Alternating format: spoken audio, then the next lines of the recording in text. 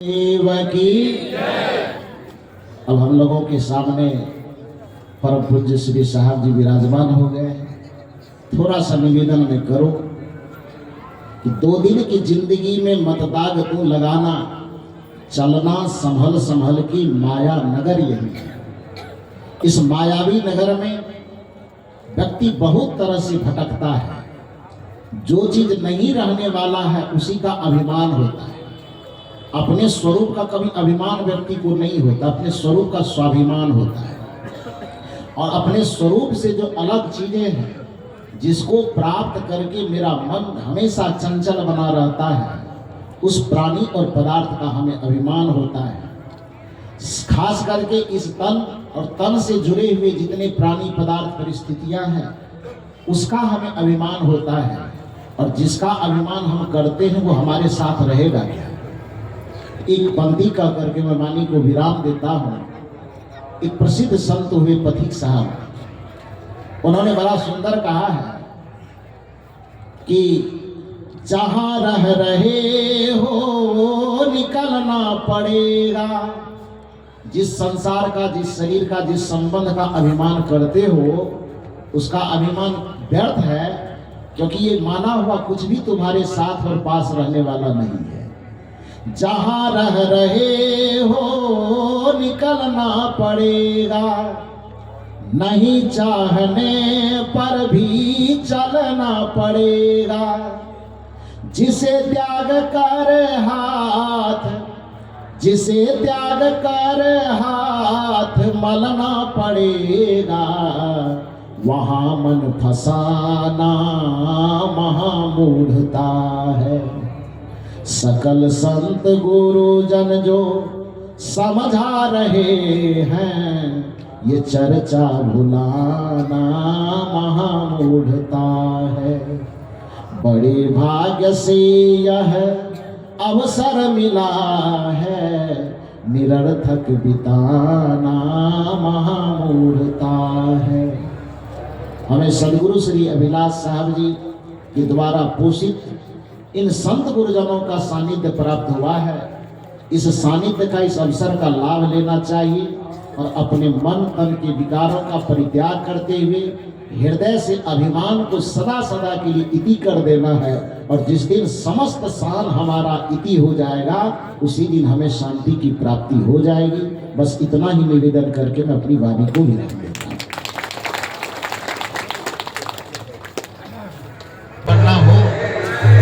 श्री राम के व्यक्तित्व से अच्छा बेटा बनने की शिक्षा ली जा सकती है।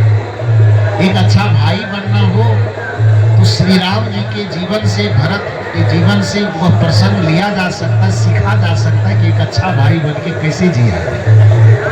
एक अच्छा शिष्य बनना हो तो श्री राम के व्यक्तित्व से वो प्रेरणा ली जा सकती है। एक अच्छा राजा बनना हो, शासक बनना हो, वो श्री राम जी के जीवन चरित्र से वह शिक्षा ली जा सकती है। मानव जीवन को प्रभावित करने वाले बहुत सारे ऐसे आयाम हैं, जिन आयामों के लिए श्री राम जी के जीवन से प्रेरणा ली जा सकती है, लेना चाहिए एक मनुष्य को। इसलिए हम लोग उनको मर्यादा पुरुषोत्तम और आदर्श पुरुष कहते हैं। भारतीय संस्कृति को वो व्यक्तित्व बहुत झकझोड़ा है, बहुत उद्वेलित किया है, बहुत प्रेरित किया है।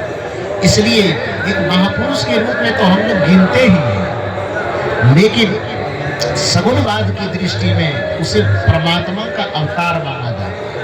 तो चाहे उसे एक आदर्श पुरुष के रूप में देखा जाए, चाहे उसे भगवान के अवतार के रूप में देखा जाए, तो है तो बड़ा व्यक्ति ही हुआ ना किसी भी दृष्टिकोण से। तो श्री राम के व्यक्तित्व को खड़ा करके सबरी से पूछवाया जा रहा है। माता सबरी पूछती है कि जिस भक्ति से मनुष्य की मुक्ति होती है, वह भक्ति आखिर कैसे करें। ध्यान दीजिए, अभी जो आप इस पूरे क्षेत्र में भक्ति का माहौल देख रहे हैं, निर्गुणवाद के दृष्टिकोण में तो ये ठीक है। पूरे देश की सभ्यता और संस्कृति एक जगह इकट्ठा हुई, अच्छी बात है। पूरे देश की संस्कृति को जानने समझने के लिए, व्यक्ति को एक दूसरे को समझने के लिए आपस में जुटना चाहिए। बहाना कोई भी हो, कुंभ का बहाना हो कि महाकुंभ का बहाना हो, समय समय पर ये होता है। ये मनुष्यता के विकास के लिए, मानव मन की शांति के लिए, मानव मन के सुकून के लिए ये सब व्यवस्था चाहे जिस भी मार्फत से तैयार किया जाता हो, ये उचित है। ये व्यवस्था सदैव होना चाहिए। लेकिन भक्ति के नाम पर जो अभी सुबह में मुझे घुमाने के लिए हमारे प्रिय साथी ले गए थे, आपका सुनना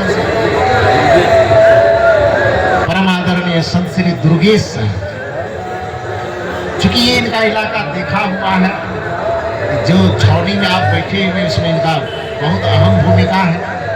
तो इन्होंने कहा साहब भ्रमण करना है, मैंने कहा करना है।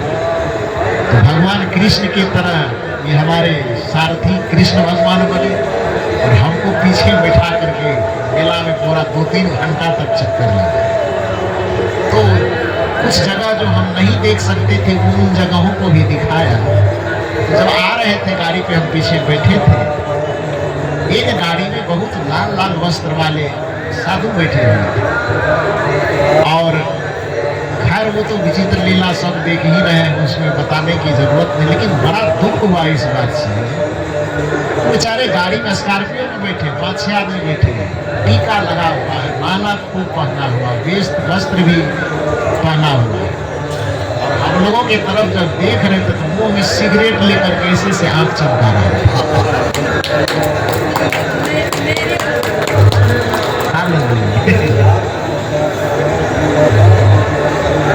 मैंने कहा यह भारत साधु के वेश तक की पूजा करता है। रामचरितमानस में लिखा हुआ कि छापा तिलक जब दिया अनूपा वाको बंदे राजा भूखा। बड़े बड़े राजे महाराजे इस वेश के सामने झुकता है। ठीक है, आपका मत क्या है, आपका सिद्धांत क्या है, आपकी परंपरा क्या है, आप क्या पूजा करते हैं, कौन मंत्र जपते हैं, आपकी उपासना की पद्धति क्या, वो अपनी जगह है। लेकिन कम से कम एक साधु वेश की मर्यादा में इतना तो ख्याल रखना चाहिए ना जी, आम जनमानस के सामने कि कम से कम नशा न करे। गांजा पीता है साधु तो आम जनता क्या प्रेरणा ले। अब मुंह में सिगरेट लेकर के कोई साधु स्टाइल मारता हो तो आम जनता उससे क्या सीखेगा, कैसे सीख पाएगा? उससे तो गलत संदेश जाएगा लोगों के बीच में। हमारी भारतीय संस्कृति चूंकि धर्म प्रधान संस्कृति है, इस संस्कृति में धर्म की बड़ी मर्यादा है, साधुओं का बड़ा आदर है, साधुओं का बड़ा सम्मान है। साधु के वेश के सामने लोग अपना सर झुका देते हैं। तो साधु का वेश जो धारण करते, चाहे किसी भी मत पंथ को मान रहा हो, चाहे वह दाढ़ी में रहता हो कि बिना दाढ़ी के रहता हो, चाहे वह टीका लगाता हो कि न लगाता हो, कम से कम साधु का जो एक आदर्श मर्यादा है उसका कम से कम पालन करना चाहिए। उसका खान पान, उसका रहन सहन, उसका चलना, उसका बोलना, उसका बैठना, उसका उठना इतना सरल, इतना सहज और इतना सादा होना चाहिए कि आम जनता जो विषय वासना भोग में लिपटे हुए रहते हैं, यदि वो साधु का एक बार दर्शन कर ले तो उसको भी उसकी सादगी इतनी पसंद आनी चाहिए कि लोगों को लगे कि इस सादगी के साथ मुझे जीना चाहिए। एक साधु का चरित्र, साधु चरित्र शुभ चरित्र कपासु, गोस्वामी तुलसीदास जी कि साधु का जो चरित्र होना चाहिए, कपास, कपास मतलब रुई, रुई के तरह स्वच्छ होना चाहिए, निर्मल होना चाहिए। तो कहने का ये मतलब है कि साधु की संगति तो करनी चाहिए, लेकिन कैसे साधु की संगति, इसको भी तो ध्यान रखना होगा। वह साधु निर्विकार हो, वह साधु निर्मल हो, वह साधु सरल चित्त का हो, वह साधु निरंकारिता से युक्त हो, काम न हो, क्रोध न हो, लोभ न हो, ईर्ष्या न हो, द्वेष न हो। सदगुरु श्री अभिलाष साहब जी बात कहा करते थे, जब कोई व्यक्ति धूप की पीड़ा से परेशान होता है तो किसी छायादार वृक्ष की तलाश करता है कि उसके नीचे जाकर के थोड़ी देर शांति पाए। लेकिन जिस वृक्ष के छाया में वह शीतलता पाने के लिए गया है, कदाचित उसी वृक्ष की छाया से आग की बारिश हो तो फिर आदमी बचने के लिए कहाँ जाए? जब आदमी दुनिया के भोग में, विलास में, विषय में, वासना में सुख ढूंढते ढूंढते थक जाता है और कहीं वो भोग वाली दुनिया में सुख नहीं मिलता है, तब ये कुंभ के तरफ मुंह करता है। वहां जाएंगे तो साधु लोग रहेगा, गंगा में डुबकी लगाएंगे, तन को पवित्र करेंगे, और साधु का दर्शन करेंगे, कुछ वचन सुनेंगे तो उससे मन पवित्र हो जाएगा। तो तन भी पवित्र होगा, मन भी पवित्र होगा, और जहां पर तन और मन पूरा पवित्र हो गया तो वहां संपूर्ण जीवन पवित्र हो जाएगा। इसी अभिलाषा से लोग ऐसे कुंभ जैसे जगह पर आते हैं, तीर्थ स्थान में आते हैं। लेकिन ये साधु लोगों की जिम्मेदारी है कि उन लोगों को ऐसा व्यक्तित्व बना करके लोगों को दिखाना चाहिए, और उस व्यक्तित्व से जीना भी चाहिए कि जिस व्यक्तित्व का दुष्प्रभाव, गलत प्रभाव आम जनता पर नहीं पड़ना चाहिए। ये ख्याल रखना चाहिए कि नहीं? तो कहने का ये मतलब है कि श्री राम जी साधु का आदर तो करते ही थे। तो माता सबरी और श्री राम जी के बीच का प्रसंग है। माता सबरी पूछती है कि भक्ति, जिस भक्ति से मुक्ति होती है वह भक्ति करे तो किस प्रकार का? माता सबरी को श्री राम जी कहते हैं कि भक्ति के बारे में आप कुछ सुने हैं कि नहीं? माता सबरी ने कहा भक्ति के बारे में तो बहुत सुने हैं, नहीं सुने हैं तो कुंभ चले जाइए, देख लीजिए कितना प्रकार की भक्ति होता है। कोई कांटा पर सो रहा है, तो कोई भस्म रगड़ रहा है, तो कोई हाथ खड़ा करके खड़े हैं, कोई आदमी सीने पे तख्ता लेके झूला झूल रहा है, कोई व्यक्ति पानी में खड़ा है, कोई व्यक्ति आग में के बीच में बैठ करके राख जो उड़ता है उसको पूरे कपार से राख से ही स्नान कर रहा है। वो राख को देखने से पता चलता है कि आदमी है कि राख का ढेर है, ये पता भी नहीं चलता। इतने तरह के लोग भक्ति करें, उसको वो भक्ति करें। कबीर साहब तो खैर इसको कहते मैं हाथ जोड़ता हूँ दूर से ही, इसको मैं भक्ति नहीं मानूंगा। कुछ लोगों को ये आपत्ति होती, क्योंकि कबीर साहब निर्गुण परंपरा वाले हैं, इसलिए इन सब चीजों को भक्ति नहीं मानते। थोड़ा सगुण परंपरा के समर्थन में जो संत हैं, जो विचारक है, उन्हीं की बात थोड़ा सुन लेते हैं। अब संत की तो बात छोड़िए, दुनिया, आधी दुनिया जिसे भगवान कह करके पुकारते हैं, वो श्री राम जी कहते हैं कि भक्ति का रास्ता मैं बता रहा हूँ। ध्यान दीजिए, श्री राम के द्वारा जो भक्ति का रास्ता बताया जा रहा है, उस सदगुरु कबीर के भक्ति के रास्ते से 1 इंच भी अलग नहीं, जरा सा भी वो दाएं बाएं नहीं। और इस बात को सुन करके जो सगुणवाद और निर्गुणवाद का थोड़ा सा विवाद खड़ा करता है, सगुण और निर्गुण को सामने में ला करके एक दूसरे की आलोचना करता है, वह यदि इस नवधा भक्ति के प्रसंग को सदगुरु कबीर साहब के भक्ति से जोड़ करके देखेंगे, उसे पता चलेगा कि भगवान श्री राम भी कबीर साहब के भक्ति का ही समर्थन करते हैं। कैसे? एक एक पंक्ति को आप सुन लीजिए। वो पंक्ति क्या है? श्री राम जी के सामने सबरी मैया बैठी हुई, श्री राम जी उपदेश कर रहे हैं। प्रथम भगति संतन करी संगा। राम जी तो ये नहीं कहा कि प्रथम भक्ति गंगा जी में डुबकी लगाना। राम जी ने ये भी नहीं कहा कि प्रथम भक्ति और कोई भभूत लगाना, कि टीका लगाना, कि जटा बढ़ाना, कि मंदिर में खड़ा हो करके घंटा बजाना। ये कहाँ कहा? प्रथम भगति संतन करी संगा, दोसर रतिमम कथा प्रसंगा। गिनते जाइए। प्रथम भगति संतन करी संगा। श्री राम जी कहते हैं कि प्रथम भक्ति है संतों की संगति करना, सत्संग में डुबकी लगा लेना। इससे बड़ा तीर्थ कुछ नहीं हो सकता। सत्संग में डुबकी लगा लेना, इससे बड़ा कुंभ स्नान और कुछ नहीं हो सकता। तो प्रथम भगति संतन करी संगा, दूसर रतिमम कथा प्रसंगा, गुरुपद पंकज सेवा, तीसर भगति अमान, चौथी भगति मम गुण गण करहि कपट तजि गान, पंचम भजन सुवेद प्रकाशा,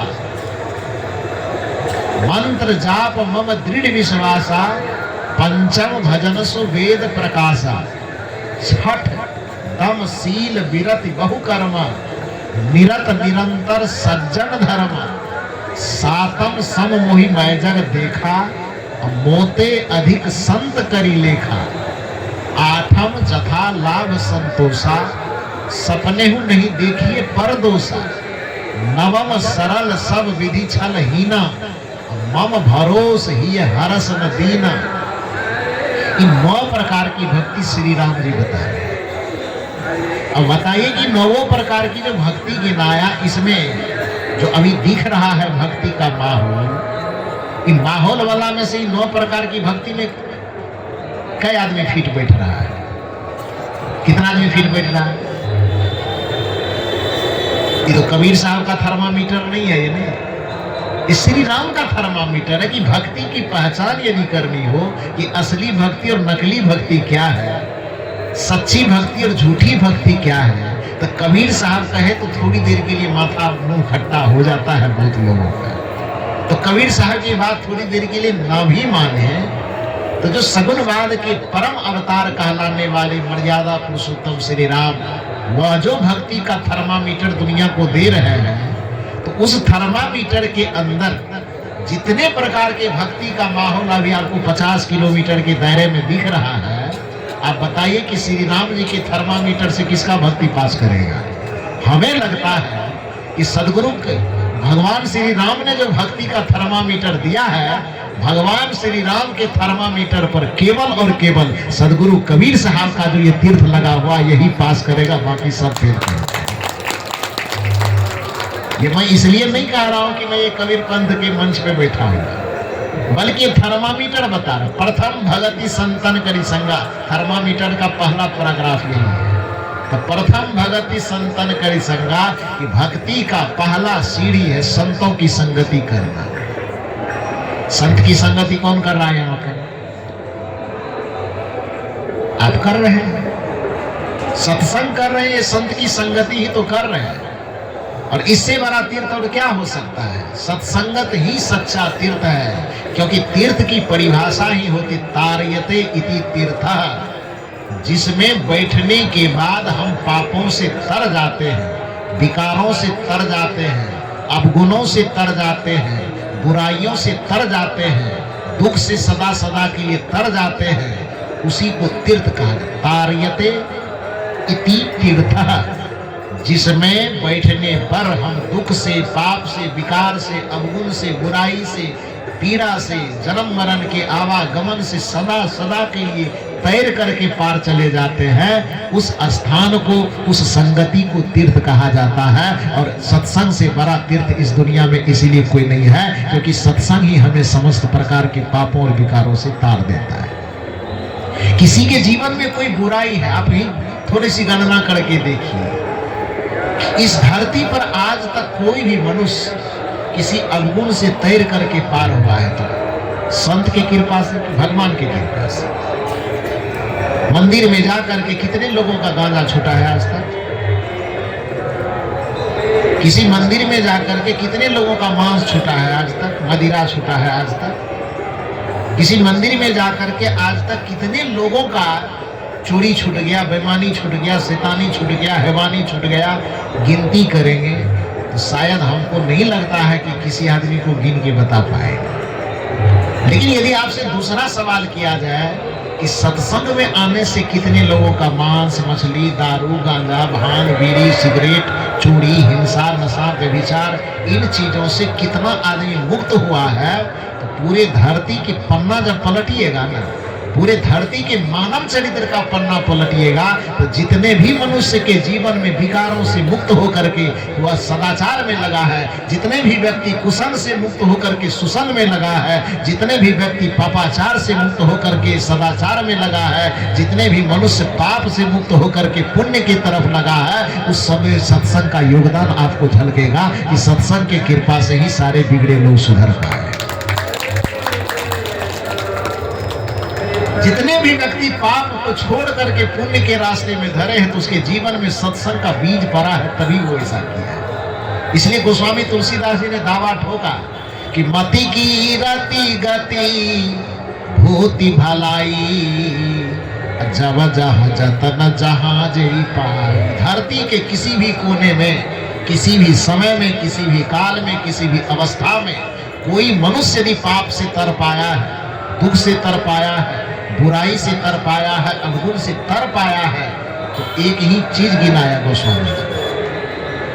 कबीर साहब का नाम मैं बार बार इसलिए नहीं ले रहा हूं क्योंकि लोग यदि बाहर में भी सुनेंगे तो कहेंगे कबीर पंथी है, इसीलिए खाली कबीर साहब की बात। तो बाहर वाले कम से कम लोग सुन करके समझे कि नहीं बात हमरे कर रहा, लेकिन वाजिब बात कर रहा।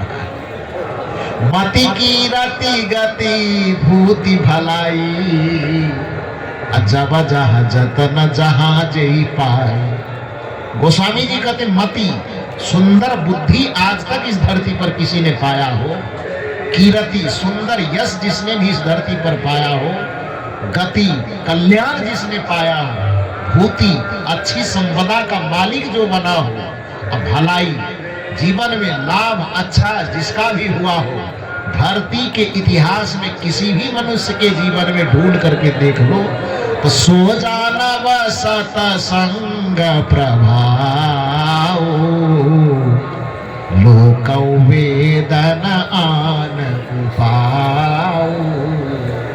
पूरे दुनिया के इतिहास में तलाश करने पर, झांक करके देखने पर पता चलेगा कि यदि किसी के जीवन में कोई परिवर्तन, कोई चमत्कार, कोई सुख और शांति का सम्राट झलक रहा है तो सो जानव सत्संग प्रभाव, लोक वेद न आन उपाव। वेद में, शास्त्रों में अथवा संसार के किसी भी हिस्से में सत्संग के अलावा दूसरा कोई उपाय नहीं है कि आदमी दुखों से मुक्त होकर के सुख में चला जाए और पाप से मुक्त होकर के पुण्य में चला जाए, बंधन से मुक्त होकर के मुक्ति में चला जाए और मृत्यु से पलट करके वह अमरता में चला जाए। एक संत की संगति के अलावा दूसरा कोई उपाय पूरे संसार में नहीं है। तो ये सत्संग सच्चा तीर्थ है। मैंने कहा कि सगुण मार्ग के परम देव कहलाने वाले मर्यादा पुरुषोत्तम श्री राम के मुख से उपदेश करवाया जा रहा है और वो कहते हैं कि प्रथम भगति संतन करी संगा। अब श्री राम यहाँ कह रहे हैं प्रथम भक्ति संतन करी संगा, तो इससे कबीर साहब के विचार का तालमेल है कि विरोध है? क्या है? श्री राम जी के विचार से यहाँ कबीर साहब के विचारों का तालमेल हो रहा है कि विरोध हो रहा है? तालमेल है ना। राम जी कहते हैं प्रथम भक्ति संतन करी संगा और कबीर साहब भी कहते संगति कीजिए साधु की, हरे ओर की व्याध, ओछी संगति कूर की, आठों पहर उपाध। ये दोनों बात एक जैसी है कि अलग अलग है? एक है ना। दूसर रति मम कथा प्रसंगा, दूसरी भक्ति की दूसरी सीढ़ी है कि कथाओं में मन लगाना। तो कबीर साहब सत्संग में मन लगाने के लिए नहीं कहते हैं। अभी सुन रहे थे ना भजन परम आदरणीय अर्जुन बाबू से, चलू भाई चलू धाई। कहाँ चलना है? तो सत्संग धाम रे, जहां होत निस दिन निर्मल बुद्धि सद्ज्ञान रे। निर्मल बुद्धि से युक्त इस सत्संग का जहां जहां पर कथा प्रवाह होता हो उसमें व्यक्ति को डुबकी लगाना चाहिए, क्योंकि सत्संग रूपी तीर्थ में डुबकी लगाने का फल भविष्य में मिले ऐसी बात में दुनिया के जितने तीर्थों में डुबकी लगाने जाएंगे वहां पर जो डुबकी लगवाने वाले पंडित बैठे हैं वो कहेंगे अभी डुबकी लगाइएगा तो इसका फल अगले साल मिलेगा या अगला जन्म में मिलेगा। लेकिन सत्संग एक ऐसा तीर्थ है जिसके लिए संत यह कहते हैं कि अभी डुबकी लगाइए और अभी फल मिलेगा। मज्जन फल पेखिए तत्काला, गोस्वामी जी कहते हैं। कबीर साहब की गारंटी तो बाद में देखिएगा। गोस्वामी तुलसीदास जी कहते हैं कि मज्जन फल पेखिए तत्काला। तत्काल माने क्या होता है? तुरंत, अभी अभी कीजिए और पाइए, इधर से दीजिए इधर पाइए, इधर कीजिए इधर पाइए। गोस्वामी तुलसीदास जी कहते हैं मज्जन फल पेखिए तत्काला, काक हो ये पिक बकौ मराला। यदि कौवा की प्रवृत्ति लेकर के कोई इस सत्संग में डुबकी लगा लिया तो डुबकी तो लगाया कौवा बन करके, लेकिन निकलेगा उधर से कोयल बनकर। डुबकी लगाया है बगुला बन करके, निकलेगा उधर से हंस बन के। काक हो ये पिक, काक मन कौवा और पिक मन कोयल। गोस्वामी जी कह रहे हैं कि मज्जन फल पेखिए तत्काला, काक हो ये पिक, कौवा कोयल हो जाएगा, और बकौ मराला, बकौ मन बगुला और मराला मन हंस। गोस्वामी जी कहते हैं कि इस सत्संग रूपी तीर्थ में, इस सत्संग रूपी गंगा में यदि कोई व्यक्ति मन से डुबकी मार रहा है तो उसका फल अगले जन्म में पाने की जरूरत नहीं है, तत्काल फल मिलेगा। यदि कौवा बन करके आया, डुबकी लगाया तो कोयल बन जाएगा। यदि बोगला बन करके डुबकी मारा तो तत्काल वो हंस बन जाएगा। तो शरीर से बोगला हंस नहीं बनेगा, शरीर से कौवा कोयल नहीं बनेगा, और शरीर से बदलने की जरूरत भी नहीं। दुख शरीर के कारण तो मिलता नहीं है, दुख मन के कारण मिलता है। इसलिए बदलना तन को नहीं है, बदलना मन को है। इस ज्ञान रूपी गंगा में डुबकी लगाने से हमारा मन बदल जाता है। पाप से भरा हुआ मन पुण्य से भर जाता है, क्रोध से भरा हुआ मन करुणा से भर जाता है, नफरत और घृणा से भरा हुआ मन सीधे बदल करके प्रेम और दया से भर जाता है, क्रूरता और कठोरता से भरा हुआ मन तुरंत बदल करके कोमलता से सहनशीलता से भर जाता है, दया से भर जाता है, क्षमा से भर जाता है। ये बदलाव होता है। और जिसके मन में कठोरता और क्रूरता है वो भवसागर में डूबेगा, और जिसके मन में कोमलता है और करुणा है भवसागर से उबर जाएगा। जिसके मन में नफरत और घृणा है वो भवसागर में डूब जाएगा, और जिसके मन में क्षमाशीलता और प्रेम है, दया है, वो भवसागर से उबर जाएगा। जिसके मन में अहिंसा है जिसके मन में हिंसा है वह भवसागर में डूब जाएगा, और जिसके मन में अहिंसा का भाव भरा हुआ है वो भवसागर से उबर जाएगा। जिसके मन में प्राणियों के प्रति नफरत और घृणा भरी हुई है वह भवसागर में डूब जाएगा, और जिसके हृदय में प्रेम और करुणा भर गया है वो भवसागर से सदा सदा के लिए तर जाएगा। तो हृदय में कठोरता को मिटा करके करुणा भरने का काम एक ही तीर्थ में होता है, उस तीर्थ का नाम है सत्संग रूपी तीर्थ। सौभाग्य है कि सत्संग रूपी यहाँ पर हम लोग मेला में आए हैं, कुंभ महामेला में, और उस कुंभ महामेला में भी हमको सच्चे तीर्थ का दर्शन संतों के माध्यम से हो रहा है। जिन संतों की कृपा से यह दर्शन लाभ हो रहा है उस संत को आप लोग नमन कीजिए, उनको धन्यवाद दीजिए कि उनकी कृपा से आप इतनी भीड़ में आए हैं ठहरने का, भोजन करने का, और साथ साथ इस ज्ञान गंगा में डुबकी लगाने का, ज्ञान गंगा में स्नान करने का आपको लाभ दे रहे हैं। वो संत निश्चित ही, वो कार्यकर्ता निश्चित ही वंदनीय है, आदरणीय है। तो मैंने कहा कि इस महाकुंभ की मेला में हम सब लोग पधारे हैं तीर्थ करने के ख्याल से। खैर वो बाहर का तीर्थ समय परिस्थिति के अनुसार करते हैं, करना भी चाहिए। मैंने कहा हाँ, यदि किसी के मन में हो कि वहां डुबकी लगाने से पाप कट जाएगा तो एक भ्रम है, वहां पाप नहीं कटेगा किसी का। पवित्र नदी है, स्नान करते हैं, करना चाहिए। कुंभ में मैं ये नहीं कहता हूं कि नहीं आना चाहिए। कुंभ के अलावा भी दूसरे जगह पर जहां पर विभिन्न संस्कृतियों के लोगों के मिलने का जगह हो, जहां पर विभिन्न विचारधारा आकर के एक जगह इकट्ठा होता हो, जहां पर विभिन्न समाज और संप्रदाय के लोग एक जगह आकर के अपने विचार का आदान प्रदान करता हो, समय और मौका निकाल करके कभी कभी ऐसे ऐसे जगहों पर घूमना चाहिए, जाना चाहिए। यह आना बुरा नहीं है, आना चाहिए। लेकिन यदि इस ख्याल से हम यहाँ आ रहे हैं कि बस चाहे हम जैसे खान पान करें, जैसा रहन सहन करें, उल्टा करें कि सीधा करें, और उस जगह पर जाएंगे खाली एक बार नदी में डुबकी लगाएंगे पाप कट जाएगा, तो ये इससे बड़ा भरम दुनिया में कुछ नहीं होगा। पाप नहीं कटेगा। बुराई करने वाले का पाप कभी नहीं कटता है। बुराई एक ऐसा बीज है, बुराई जिसके बारे में कबीर साहब ने कहा कि करे बुराई सुख चाहे कैसे पावे कोई, रोपे पेड़ बबूल का। सवाल किया कबीर साहब ने, तुम ही बताओ कि रोपे पेड़ बबूल का तो आम कहां से? बीज यदि तूने पाप का लगाया है तो पूरी दुनिया में कोई ताकत नहीं है कि पाप के बीज से पुण्य का फल पैदा करे।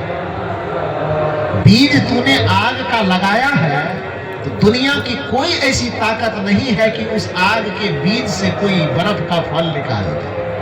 यदि तुमने अशांति का बीज बोया है, यदि तुमने किसी को सता करके आंसू का बीज बोया है, तो दुनिया की कोई ऐसी ताकत नहीं है कि तुमको मुस्कुराहट और प्रसन्नता का फल दे दे। यदि तुम मुस्कुराहट अपने चेहरे पे पाना चाहते हो मेरे भाई, तो सदैव दुनिया में मुस्कुराते हुए कर्म को, मुस्कुराने वाले योग्य कर्म का बीज छींटना शुरू कीजिए। जब दूसरों के लिए मुस्कुराहट का बीज छींटेंगे तो आपको भी स्वाभाविक रूप से वो मुस्कुराहट मिल जाएगी। यदि दूसरों के लिए आप शांति का बीज छींटेंगे तो आप भी उस शांति को पाने के अधिकारी हो जाएंगे। यदि दूसरे के लिए प्रेम और सम्मान का बीज छीटेंगे तो आप भी स्वाभाविक रूप से उस प्रेम और सम्मान को पाने के अधिकारी हो जाएंगे। यदि दूसरे के लिए शांति की व्यवस्था करेंगे तो आपको भी स्वतः शांति मिल जाएगी। जब दूसरे को आप सहयोग करेंगे तो आपको भी पूरे प्रकृति के माध्यम से सहयोग मिलना शुरू हो जाएगा। दूसरे को आप जो भी बांटेंगे वह मिलेगा। यही कारण है कि जब हम देखते हैं रिद्धि और सिद्धि, जो गणेश जी की दो पत्नी मानी जाती है, उस रिद्धि सिद्धि का एक और नाम है शुभ और लाभ।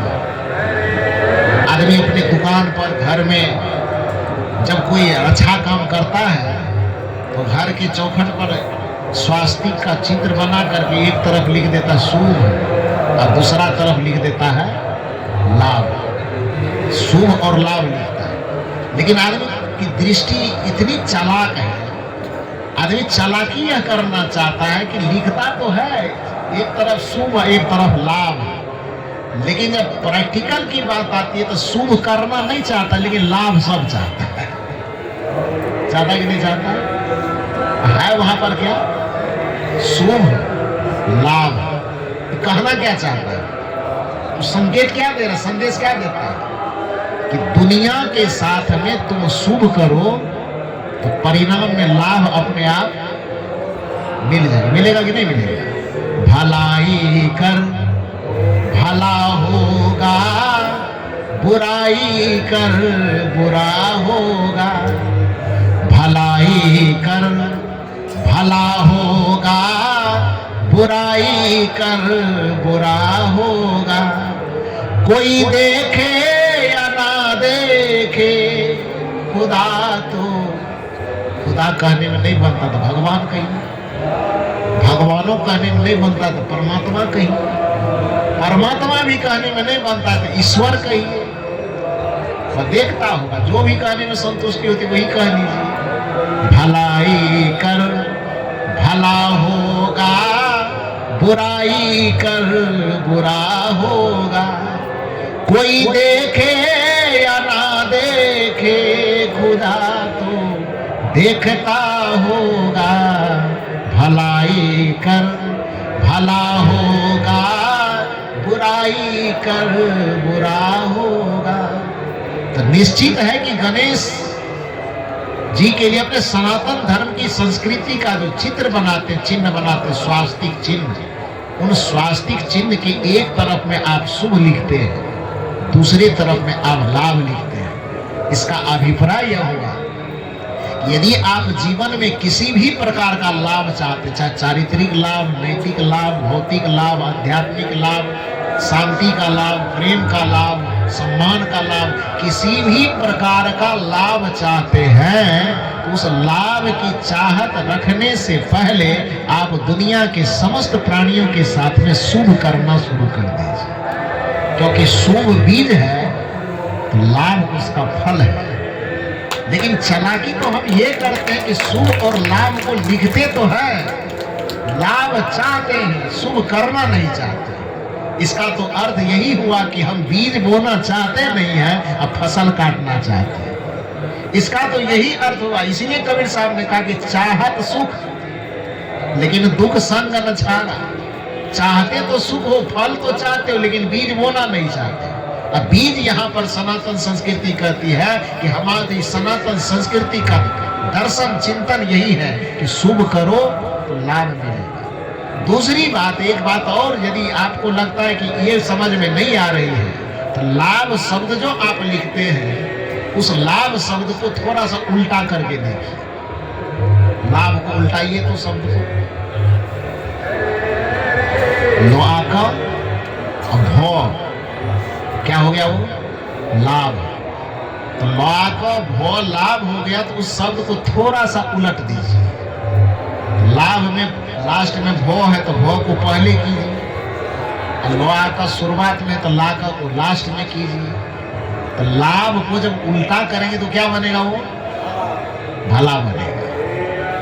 मतलब जब आप किसी का भला करना शुरू करेंगे, किसी पे दया करना शुरू करेंगे, किसी पे प्रेम करना शुरू करेंगे, जब आपकी तरफ से भला होगा तो प्रकृति का नियम है एक्शन टू रिएक्शन, क्रिया के विपरीत प्रतिक्रिया होती है। तो जैसे ही हम यहाँ से भला का क्रिया करेंगे तो उसके उल्टे में, उसके बदले में हमें प्रतिक्रिया क्या मिलेगी? लाभ मिलेगी कि नहीं मिलेगी? तो चाहे इस सांस्कृतिक दृष्टिकोण से देखें तो शुभ करेंगे तो लाभ मिलेगा, लेकिन यदि हम एक शुभ को न भी ले थोड़ी देर के लिए तो वो भला, वो लाभ शब्द ही कह रहा है कि भैया तुम हमसे जो चाहते हो तुम सामने से उलट करके कुछ दो। क्योंकि प्रकृति कहती है एक्शन टू रिएक्शन, क्रिया के विपरीत प्रतिक्रिया होती है। तो जो चीज आप फेंकते हैं वही चीज आपको मिलता है। एक दीवार हो सामने में और उस दीवार के सामने खड़े होकर के आप भजन गाना शुरू कीजिए, उस दीवार से आवाज टकरा करके आपके कान तक क्या लौटेगी? क्या लौटेगी? भजन लौटेगी। और उसी दीवार के सामने खड़े होकर के एकदम जितना गायत्री मंत्र जानते हैं, गायत्री मंत्र समझ रहे हैं ना, उठपटा गाली गलौज जो भी आपके मुंह में आता है उस दीवार के सामने में खड़े होकर के गाली बकना शुरू कीजिए। उस दीवार से रिटर्निंग आवाज जो आएगी आपके कान तक, वो क्या सुनाई देगा? मंत्र सुनाई देगा कि गाली? दीवार के सामने नहीं समझ में आता तो कोई कुआं वगैरह है? अब तो कुआं का जमाना नहीं है। हम लोग के बचपन में हम लोग 2-4 कुआं हम लोग देखे हैं, तो जाते थे कभी कभी कुआं के दीवार के सामने खड़े होकर के खूब चिल्लाते थे। तो इधर से चिल्लाते थे तो जितना इधर से आवाज लगाते थे उतने ही जोर से उधर से आवाज आती थी। कभी कभी कोई गाना गाते थे, गाना गाती थी इधर से उधर से भी गाना सुनते थे ना।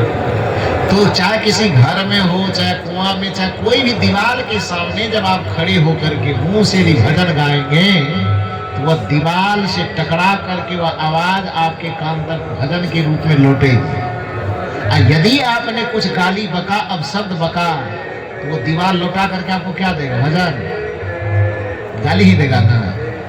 तो जब प्रकृति का नियम है क्रिया के विपरीत प्रतिक्रिया, तो क्रिया यदि आपने भला का किया तो उसके उल्टे में प्रतिक्रिया स्वरूप आपको लाभ मिलेगा।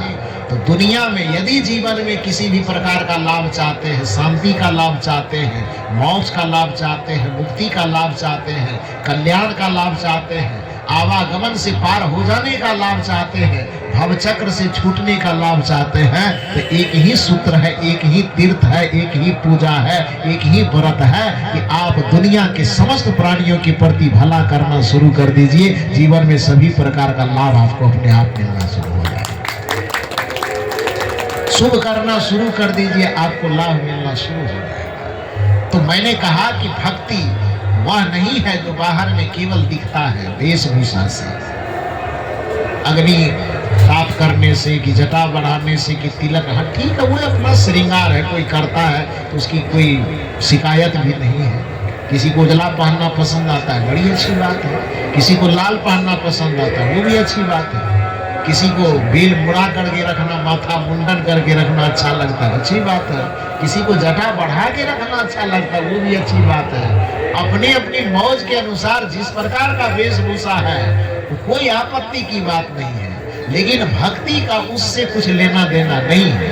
भक्ति का लेना देना है मन की सरलता से, भक्ति का लेना देना है मन की पूजा से, भक्ति का लेना देता है मन की पवित्रता से, भक्ति का लेना देना है हृदय की निर्मलता से, भक्ति का लेना देना है हृदय की दया से, क्षमा से, प्रेम से, करुणा से।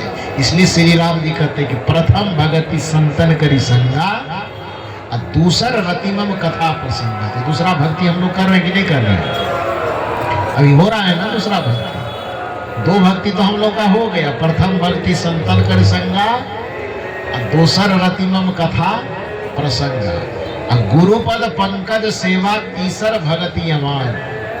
गुरु के शरण में बैठ करके अमान भाव से, निर्माण भाव से कुछ सेवा कार्य करते, वह भक्ति भी यहाँ हो रही कि नहीं हो रही है? गुरुपद पंकज सेवा तीसर भगति अमान और चौथी भगति मन गुण गण करहि कपट तजी गान। यह भी सत्संग कथा के अंतर्गत ही आता है, ये चौथा भी हो रहा है। मंत्र जाप पंचम भजन सुवेद प्रकाशा, मंत्र जाप मम दृढ़ विश्वासा, पंचम भजन सु वेद प्रकाशा। जब आप यहाँ सत्संग में बैठे होंगे, इस मंच के माध्यम से कुछ प्रार्थनाएं की गई होगी, कुछ मंत्र दोहराया गया होगा, उस मंत्र को आप अपने जुबान से दोहरा करके उसमें भाग लिए होंगे, तो पांचवा भक्ति भी हो गया कि नहीं हो गया? हुआ ना। कि कबीर साहब के पंडाल में बैठ करके भी राम जी वाला भक्ति हो रहा है कि नहीं हो रहा है? नहीं हो रहा है। कि राम जी ही तो कह रहे हैं, भक्ति का प्रकार गिना रहे हैं। तो पंचम भगति तक हो गया। छठ दम सील विरति बहु कर्म, माना छठा भक्ति यह कहता है कि इंद्रियों का दमन हो। इंद्रियों का दमन का मतलब, जब ठीक है घर पे कौन क्या खाते पीते, कौन कैसे रहते होंगे नहीं पता, लेकिन जब से यहाँ पर आए हैं सत्संग में, तीर्थ के ही बहाने आए हैं, तो सब्जी में नमक कम मिल रही कि ज्यादा मिल रही है, उसके प्रति भड़क नहीं न रहे हैं। जो मिल रहा है सस्ता में खा रहे हैं कि नहीं खा रहे हैं? घर में रहते तो पलंग में आराम से दरवाजा लगा के, खिड़की लगा के सोते, तोशक गद्दा बिछा के, 2-4 ठो कंबल ओढ़ करके, यहाँ पुआल पर सोने पड़ रहे हैं, चादर में ठंडी लगती भी है फिर भी किसी तरह से सिकुड़ करके रह रहे हैं। सुबह सुबह जग करके 4 बजे ही स्नान कर लेते हैं, बिछावन से नहीं निकलने का मन होता फिर भी उठ करके बरस करते हैं। इस शरीर को कुछ न कुछ तपा रहे हैं कि नहीं तपा रहे हैं? मन नहीं चाहता है, फिर भी मन को समझाते हैं कि नहीं 3 बजे ही जगना है, तो समझा के रहे हैं। मन के चाहतों के विपरीत मन को दबा रहे हैं कि नहीं दबा रहे हैं? मन का रायने में अभी थोड़ा सा और सोते तो बढ़िया रहता है। आप मन को डांट तो चुप, सोना जागना घर में करेगा, यहाँ पर तीर्थ करने आए हैं, नहीं 3 बजे जग जाए। नहाने का विचार जब बनाते होंगे, मन कहता है नहीं बाप रे बाप अभी ठंडा लगेगा, मन को डांटते होंगे आप चुप, सवेरे सवेरे नहाएंगे तब तो 10-15 में घूमना है, अलग अलग जगह जाना है, तो मन को डांटते हैं कि नहीं? तो मन को डांट करके मन की चाहना और इच्छा को दबाना ही दम कहलाता। दमन माने दबाना। तो छठ दम सील विरति बहु कर्म, यहाँ आए विरति माने विरक्त हो, अब बहु कर्म बहुत सारे कामों से अपने आप को अलग कर लेना। तो यहाँ पर जब आप आए हैं तो घर में चाहे जितना भी काम आप करते हो, लेकिन यहाँ पर आए हैं तो एक भक्ति के अलावा, एक मन में श्रद्धा के अलावा, एक मन में प्रेम के अलावा, गुरु के अलावा, संत के अलावा और सब काम से छुट्टी मिली है कि नहीं मिली है? और कामों से विरक्ति मिली कि नहीं मिली?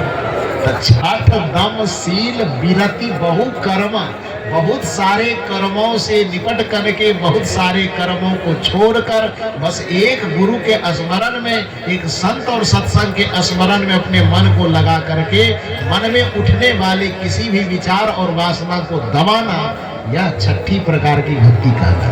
वो तो छठा भक्ति हम लोग कर रहे हैं कि नहीं कर रहे हैं? बोलिए थोड़ा बढ़िया से, कर रहे हैं। सातम, अब राम जी का सातम सम मोहि मैं जग देखा, जितने प्रकार के लोग नजर आते हैं सब में भगवान का दर्शन करना